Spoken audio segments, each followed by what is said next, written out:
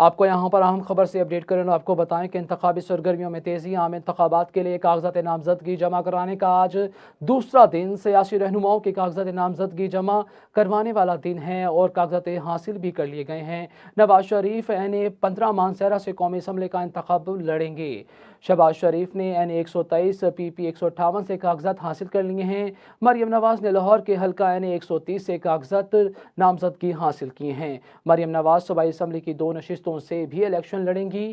حمزہ Shahbaz N118 سے انتخابات لڑیں گے، جبکہ آصف علی زرداری نے N207 نواب شاہ سے انتخابی فارم حاصل کیا ہے۔ چیئرمین پیپلز پارٹی بلاول بھٹو کی جانب سے N196 سے کاغذات نامزدگی حاصل کر لیے ہیں۔ آپ کو یہاں پر اہم خبر سے اپڈیٹ کر رہے ہیں کہ کاغذات نامزدگی کا یہ سلسلہ جاری ہے، جس میں نواز شریف حلقہ مانسہرہ 15 سے قومی اسمبلی کا انتخاب لڑیں گے، جبکہ شہباز شریف نے N123 PP 158 سے کاغذات حاصل کر لیے ہیں۔